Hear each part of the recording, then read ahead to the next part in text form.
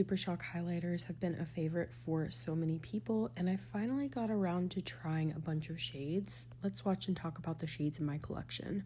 First, we have the shade Honeymoon, which is simply described as an opal glaze. This is an iridescent that shifts sparkly blue-purple. I was excited to see that they have a number of iridescent shades in their range. Spellbound is another iridescent. It's described as a violet pink. And this one also has a sparkly finish. And I do want to mention that some of these shades do have a bit of a white cast on me. So if you have a medium to deeper skin tone, I think you have to use a pretty light hand to not get that cast. Next, we have the shade Stole the Show, which is also an iridescent, and I would describe this one as being a pale gold. It also has a hint of silver, and the texture of this one is a little bit less sparkly, a little bit more sheeny. Monster is also an iridescent, and it's a beautiful, sheeny, pinky red. This is one of my own personal favorite shades, and you can see that it has a smoother texture with less sparkle.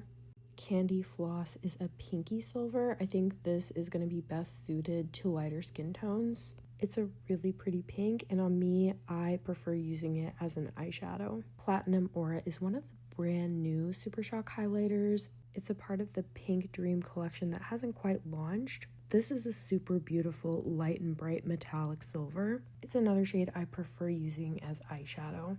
Pink Aura is another shade that's going to be launching with a new pink collection. It's a very metallic pale pink. With a light hand, I do think this shade can work on my skin tone. Next, we have the shade Lunch Money, which is described as a soft gold.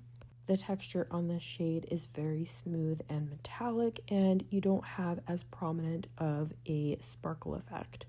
Next, we have the shade Flexitarian, and so many people have told me that this is a favorite shade of theirs. It's a white champagne. It has more of a shiny finish than a sparkly finish, and I do think that this shade is best suited for light to light medium skin tones. And the next shade we have is Hippo, which is described as a cool lavender. Hippo has quite a smooth texture as well, and you get a fair amount of opacity even on the first swatch. And next we have the shade Felicity, which is an iridescent pinky gold. This is one of my favorite highlight shades. Last but not least, we have the shade Churro, which in my opinion is going to be best suited to people with medium to deeper skin tones. It has a smooth texture without much sparkle. Here's what all the shades I just talked about look like swatched my arm. I'd love to hear in the comments if you've tried Super Shock highlights and what you think of them. I do personally like the formula. I just wish there were more shades that work for medium to deeper skin tones.